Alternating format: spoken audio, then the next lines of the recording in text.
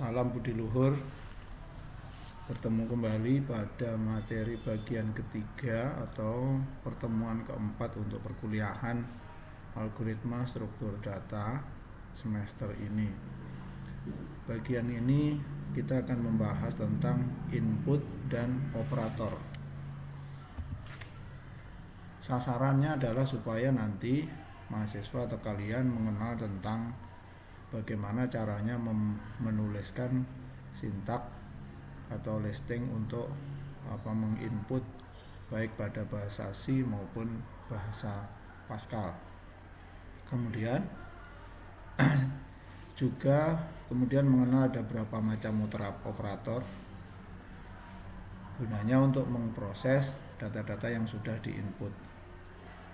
Nah, kemudian bagaimana menyusun algoritma untuk menggunakan operator, dan terakhir adalah mampu menghasilkan sebuah program yang di dalamnya terdapat penggunaan operator terhadap data-data atau input data. Perintah untuk memberikan input pada bahasa C pada dasarnya cukup simple atau cukup sederhana, yaitu cin, artinya C input diikuti dengan variabel. Nah, biasanya bentuk perintah ini memberikan petunjuk atau memberikan kesempatan kepada operator untuk memasukkan sesuatu menggunakan keyboard sesuai dengan tipe data yang di-input. Nah, pada bahasa Pascal biasanya input itu diidentifikasi dengan perintah read, ya, read atau readln. Kemudian diikuti oleh variabelnya, di mana tentu nanti komputer akan meminta masukan melalui keyboard sesuai dengan tipe variabel yang sudah dideklarasikan sebelumnya. Contoh di sini ada contoh inputan dua variabel, yaitu pertama adalah integer tipenya bernama bulat dan float bernama pecahan. Nah, di mana integer ini juga dikenal pada Pascal, sementara float atau bilangan pecahan di Pascal dikenal sebagai bilangan bukan bilangan bulat, ya, bukan integer tetapi bilangan pecahan. Kemudian di sini dicetak pesan isi bilangan bulat, kemudian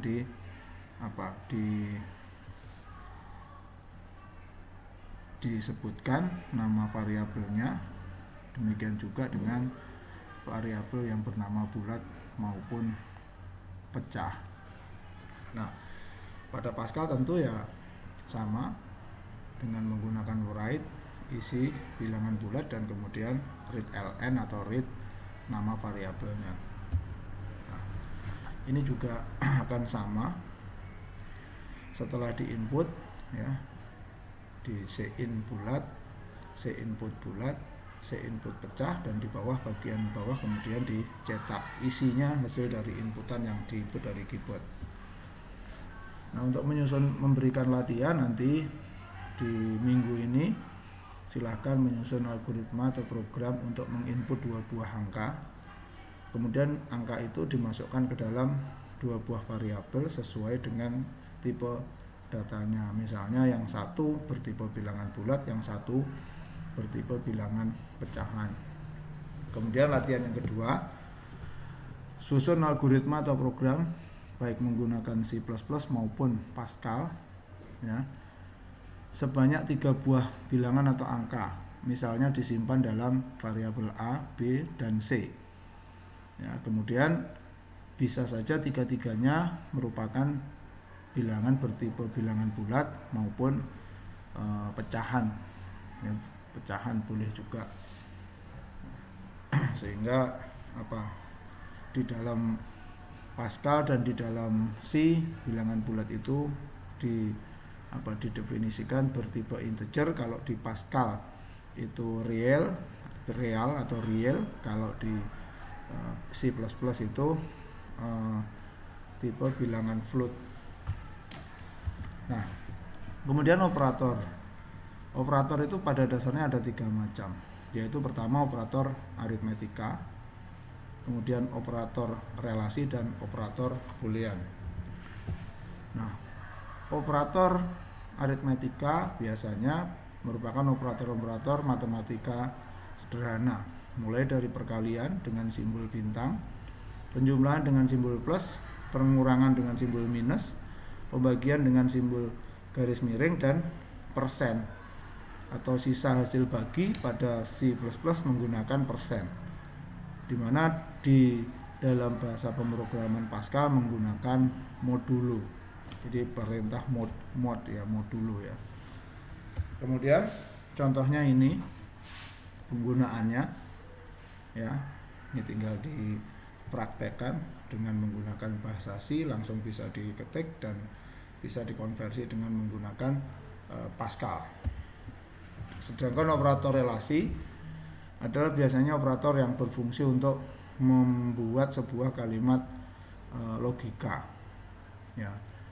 Jadi membandingkan dua buah operan ya, yang bisa dibandingkan dengan menggunakan simbol sama dengan, tidak sama dengan, dimana kalau di dalam Pascal ini menggunakan tanda lebih besar lebih kecil, kemudian simbol lebih dari, simbol kurang dari, simbol sama atau lebih dari, dan simbol kurang dari atau sama.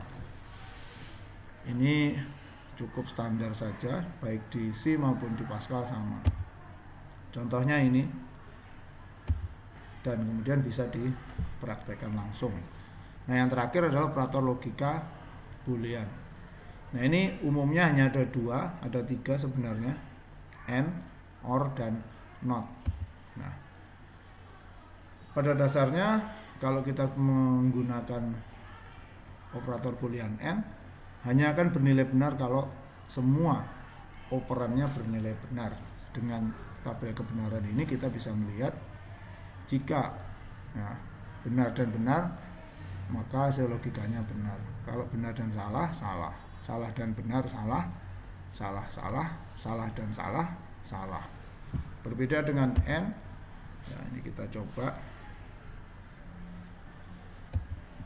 Kalau OR, ini simbol operator OR itu, logika OR itu akan bernilai benar kalau salah satu dari operannya sudah benar. Jadi pada tabel kebenaran, benar atau benar adalah benar, benar atau salah adalah benar, salah atau benar adalah benar, dan salah atau salah baru bernilai salah. Ini contohnya. Dan terakhir adalah simbol not atau negasi atau tidak. Ya, kalau sebuah operan bernilai benar, maka kalau dinegasikan menjadi salah. Sebaliknya kalau sebuah operan salah, kalau dinegasikan atau dinotkan menjadi benar. Ini contohnya, dan untuk memberikan latihan juga sudah disiapkan beberapa program yang kalau dijalankan nanti hasilnya seperti ini. Silahkan dibuat baik melalui bahasa C++ maupun Pascal. Ini seperti ini. Ini contoh saja. Ini. Nah, demikian untuk pertemuan keempat kita, dan